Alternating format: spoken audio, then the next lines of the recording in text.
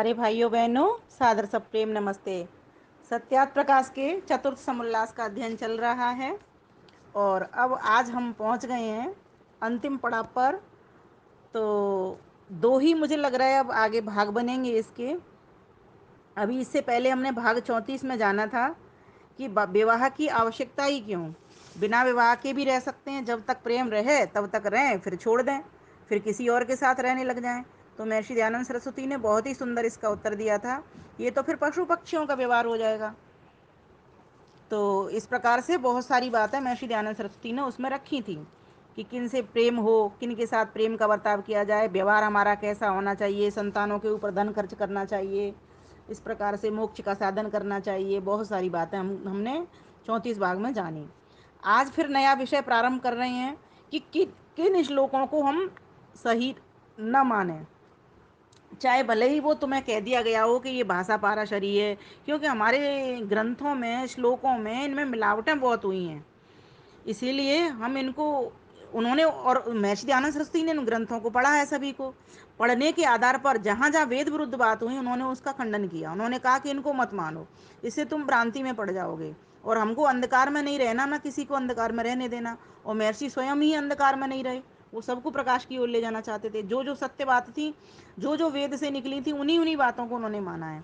तो यहाँ भी बहुत सारे हमारे धार्मिक ग्रंथ जिनको हम कहते हैं उनमें बहुत मिलावटें हुई। तो यहाँ पर कहा है कि किन श्लोकों को न मानें। तो यहाँ 3 श्लोक दिए गए हैं। भाषा पाराशरी के अध्याय 8 श्लोक 33 श्लोक 32, और एक फिर दिया है पारस्कर गृह सूत्र का कांड 1 खंड का 3 के गदाधर भाष्य में उद्धृत श्लोक। तीसरा दिया है भाषा पाराशरी अध्याय 4 श्लोक 30। कहा कि ये भटकाने वाले हैं, भ्रमाने वाले हैं, इसीलिए इनको नहीं मानना चाहिए। तो क्यों नहीं मानना चाहिए, तो महर्षि इसका भाष्य करते हुए लिख रहे हैं। तो सर्वप्रथम हम श्लोकों को पढ़ेंगे।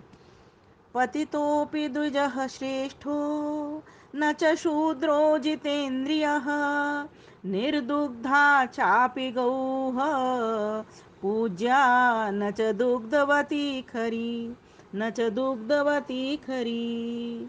इसमें कहा गया है, महर्षि दयानंद सरस्वती लिखते हैं, जो जो दुष्ट कर्मकारी द्विज को श्रेष्ठ और श्रेष्ठ कर्मकारी शूद्र को नीच माने। पतितो अपि, पतित होते हुए भी, द्विज, द्विज को तो श्रेष्ठ माने, और न च शूद्रो जितेंद्रिय, और शूद्र हो तो उसको जितेंद्रिय नहीं माने। तो ये तो बात ठीक नहीं है ना, कि जो जो दुष्ट काम कर रहा है उसको श्रेष्ठ क्यों माने हम, उसको नहीं मानना चाहिए। जबकि श्लोक कह रहा है कि दुष्ट कर्म करने वाला तो द्विज भी बढ़िया है। द्विज कहा जा रहा है यहाँ पर ब्राह्मण क्षत्रिय वैश्य वर्ण वाले को।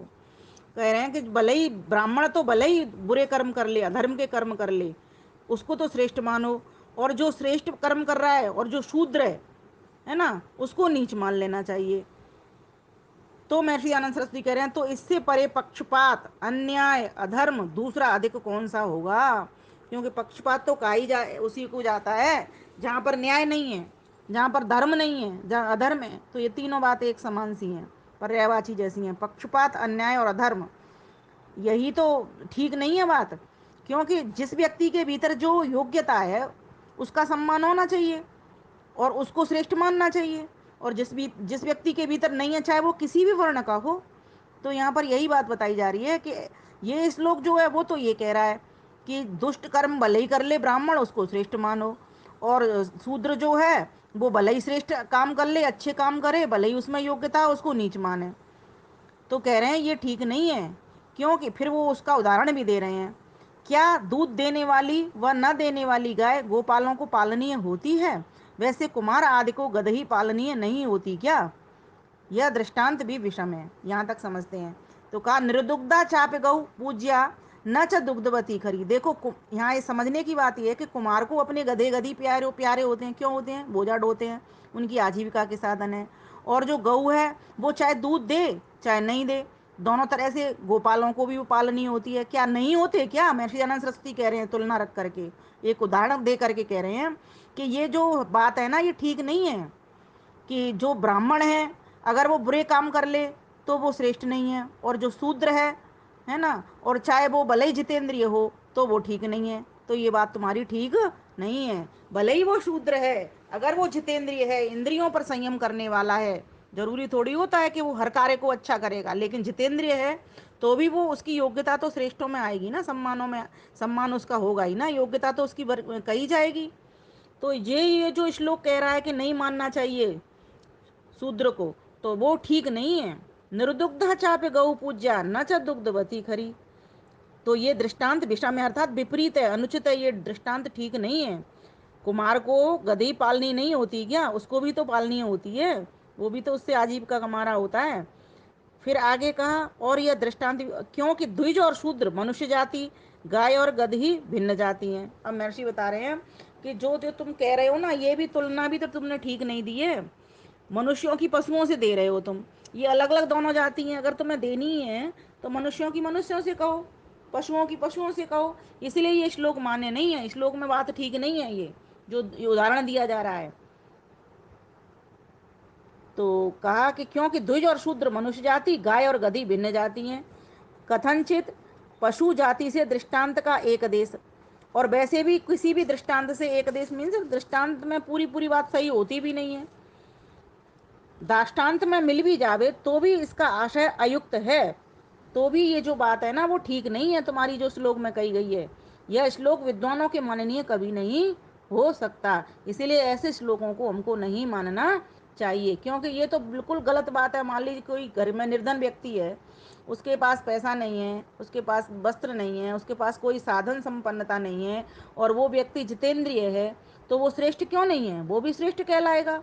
अब यहाँ तो मना ही कर दिया, कहा कि भले श्रेष्ठ उसको माना जा रहा है कि जो भले पतित हो गया है, अधर्म कर रहा है, असत्य के मार्ग पर चल रहा है, सारा दिन झूठ बोल रहा है, उसको तो तुम श्रेष्ठ कह रहे हो। क्यों कह रहे हो, इस बात पर कह रहे हो कि हाँ उसका वर्ण ऊंचा है, वो ब्राह्मण है, वो क्षत्रिय है, वो वैश्य है। लेकिन जो शूद्र है वो जितेंद्रिय है, तब भी तुम उसको श्रेष्ठ नहीं मान रहे हो। न च शूद्रो जितेंद्रिय, तो ये बात तो ठीक नहीं है। तो इस प्रकार से ये तुलना दे करके ये बता दिया कि तुम्हारे इसमें जो लिखी है, क्या दूध देने वाली व न देने वाली गाय गोपालों को पालनीय होती है, वैसे कुमार आदि को गधी पालनी नहीं होती क्या। और यह दृष्टांत भी विषम है। ये जो दृष्टांत दिया जा रहा है ना गधे का और गाय का, ये भी दृष्टांत ठीक नहीं है, क्योंकि द्विज और शूद्र मनुष्य जाति और गाय और गधी भिन्न जाति हैं। फिर पशु जाति से दृष्टांत का एक देश, मतलब एक भाग ही मिलता है। दृष्टांत में मिल भी जाए जो तुमने बात कही है, तो भी इसका आशय ठीक नहीं है, अयुक्त है। यह श्लोक विद्वानों के माननीय कभी नहीं हो सकता। क्योंकि ये पशु हैं वे तो, जैसे गाय है गोत्र जाति की है, गधा है खरत्व जाति का है, इस प्रकार से इनकी जातियां होती हैं, है ना। और गाय दूध देने वाले को भी पालनी होती है, और कुमार को भी गधी पालनी होती है, दोनों होती ही होती हैं, दोनों के लिए उपयोगी पशु हैं। तो ऐसे थोड़ी है कि तुमने कह दिया कि इसमें इस श्लोक में ये बात आ गई, इसीलिए ये श्लोक ये ठीक नहीं है। इन ऐसे श्लोकों को मत मानो जहाँ पर इस तरीके की वर्ण व्यवस्था या पशुओं में भी ये अंतर बता करके एक दूसरे की उपयोगिता को सिद्ध नहीं कर रहे हैं। यहाँ पर हमें हमेशा उस चीज़ को, हर व्यक्ति की हर वस्तु एक उपयोगी होती है। किसी को कोई भी चीज़ उपयोगी हो रही है, किसी को कोई भी उपयोगी चीज़ हो रही है। हर व्यक्ति हर वस्तु से तो उपयोग नहीं लेता, जिसके जो काम की चीज़ है उससे वो उपयोग लेता है। कुमार के लिए गधा उपयोगी है, और गौपालकों के लिए जो गोपाल होते हैं उनके लिए गाय पालनी होती है। तो इस जगह पर इस तरीके का उदाहरण जो तुम दे रहे हो वो ठीक नहीं है। फिर आगे कहा, जब अश्वालंब अर्थात घोड़े को मार के, इसका भी श्लोक दिया गया है, इसको पढ़ लेते हैं। अश्वालंबम गवालंबम संन्यासम फल पैतृकम देवराच सतोत्पत्तिम कलौ पंच विवर्जयत। कलयुग में 5 चीजों को छोड़ देना चाहिए। तो कौन कौन सी 5 चीजों को छोड़ देना चाहिए, ये भी श्लोक गलत है। क्या 5 ही चीजों को छोड़ देना चाहिए, और ये श्लोक तो कह रहा है 5 ही चीजों को छोड़ दो, कौन कौन सी। तो कहा अश्वालंबम घोड़े को, गवालंबम गाय को, संन्यासम संन्यास को, और पलपैतृकम, पलपैतृकम से मतलब है यहाँ पर कि मांस, पितृयज्ञ में जो मांस आदि खपते हैं उन मांस आदि को छोड़ दो। और देवराक्ष, और सतोत्पत्तिम, और देवर के साथ में संतान उत्पन्न करना, अतः जैसे देवर से नियोग की बात आती है वो। ये कलऊ पंच विवर्जित, कलयुग में 5 चीज़ों को छोड़ देना चाहिए। ये पारस्कर गृह सूत्र का दिया गया है। तो महर्षि आनंद सरस्वती क्या लिखते हैं, पढ़ते हैं।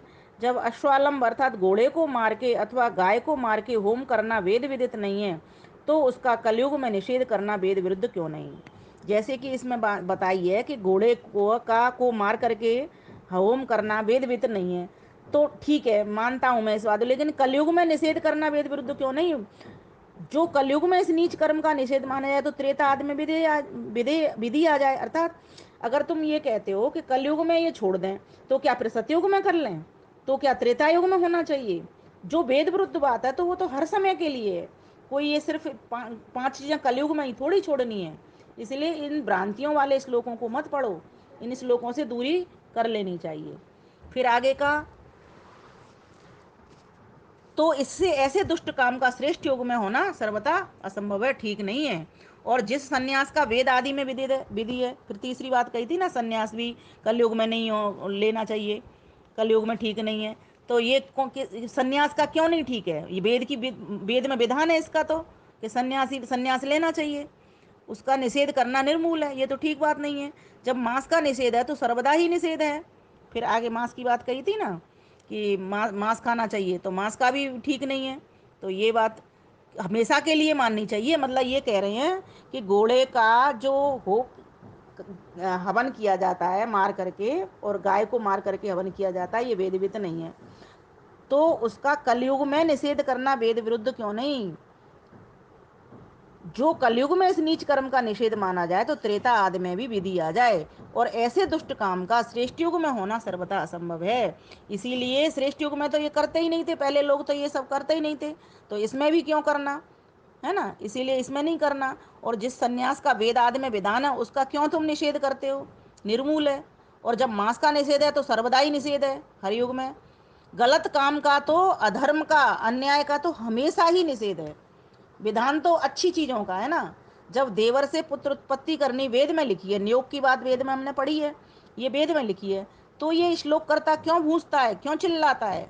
स्वामी जी की भाषा है भूंजता है, क्यों भौंक रहा है, ये क्यों कह रहा है इस बात को? इसीलिए ये ठीक नहीं है ये श्लोक। तो ये दोनों श्लोक उन्होंने रद्द कर दिए, स्वामी दयानंद सरस्वती ने कहा कि इस प्रकार से और फिर इसको आगे और स्पष्ट करेंगे कि पांच ही चीज़ें क्यों छोड़नी है, और भी बातें तो लिखनी चाहिए थी अगर तुम ये कह रहे हो कि ये चीज़ें, ये पारासार स्मृति ठीक है, ये वाली स्मृति ठीक है।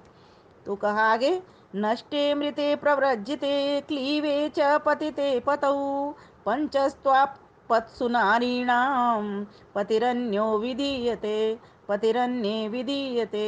नष्टे अर्थात पति किसी देश देशांतर को चला गया हो, यहाँ से प्रारंभ किया है। यदि नष्टे जो लिखा है ना, ये यहाँ से अर्थ कर रहे हैं इसका भाष्य, अर्थात पति किसी देश देशांतर को चला गया हो, घर में स्त्री नियोग कर ले वे, अब उसको पता नहीं कहीं चला गया बाहर, कहीं गुम हो गया, खो गया, उसको क्या पता है, अभी आया नहीं है, 4 साल हो गए, 5 साल हो गए, 8 साल हो गए, कह के तो गया नहीं है, नहीं तो नियोग करेगी क्यों? वो चला गया, गुम हो गया, तो क्या करे, घर में स्त्री नियोग कर ले।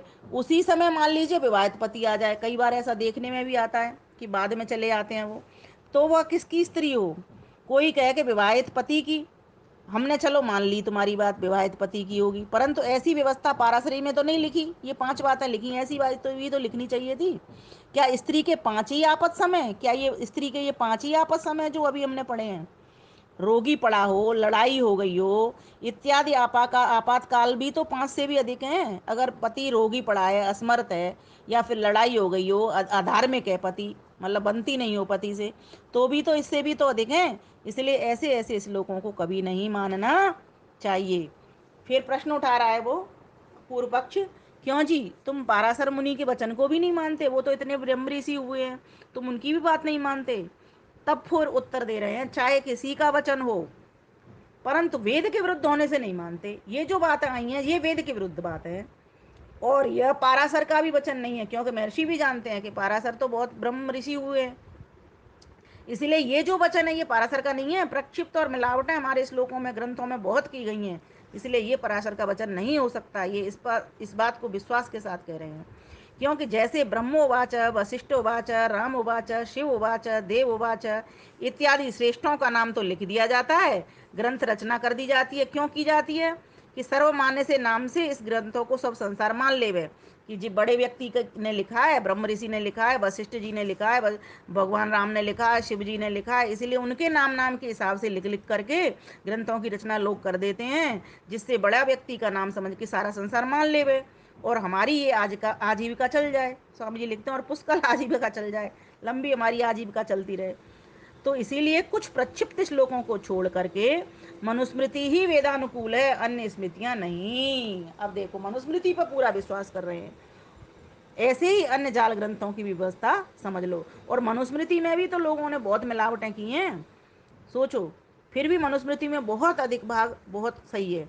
तो अभी सुरेंद्र कुमार, डॉक्टर सुरेंद्र कुमार रैली की जो मनुस्मृति है, विशुद्ध मनुस्मृति, वो हम सभी को ग्राह्य है, हम सभी को मननीय है, पठनीय है, हम सभी को वो पढ़नी चाहिए और उसका प्रचार हम सबको खूब करना चाहिए। तो महर्षि आनंद सरस्वती ने बता दिया कि ये तुमको बहुत सारी स्मृतियाँ मिलेंगी, ऐसे ऐसे श्लोक देखने में आएंगे, इन श्लोकों के हिसाब से तुम अपने गृहस्थ धर्म को नष्ट मत कर देना। इनमें तो किस लिए बात थी, किसने मिलावट की, क्यों की, कहाँ की, मैंने ये सारा कुछ पढ़ लिया है, समझ लिया है, उसके आधार पर मैं बता रहा हूँ कि जो ये तीनों श्लोकों में जो बातें आई हैं ये वेद के विरुद्ध है, वेद के अनुकूल नहीं है। इसीलिए इन श्लोकों को हमको नहीं मानना चाहिए। ऐसे श्लोकों को का उदाहरण दे करके ये मत सामने समझना कि ये प्रमाण है। हम वेद के ही प्रमाण, वेद सम्मत ग्रंथों के ही प्रमाणों को मानेंगे जो कि हमको सत्य राह दिखा रहे हैं। तो इस प्रकार से महर्षि दयानंद सरस्वती ने इस बात का निराकरण कर दिया। तो आज के लिए हम इतना ही करते हैं, इसको खूब समझिए। ये भाषा थोड़ी इसमें कठिन है, पर मैंने अति सरलता से अपने शब्दों में महर्षि को पढ़ने के बाद में आपके समक्ष रख दी है। जो मतलब की बात है, पते पते की बात है, वो मैंने इसमें से निकाल के आपके समक्ष एकदम सरल बोल करके घरेलू भाषा में कह दी हैं। इस प्रकार से हम इस बात को समझना चाहिए और स्वयं भी इन ऐसे श्लोकों से बचें और लोगों को भी हमें बचाने का प्रयास करना चाहिए, क्योंकि सत्य ज्ञान ही हमको आनंद दिलाने वाला है। मिथ्या ज्ञान कभी भी आनंद नहीं दिलाने वाला होता। मैं बार बार कहा करती हूँ एक ही बात, जहाँ अंधकार है वहाँ ठोकर है, जहाँ प्रकाश है वहाँ ठाकुर है।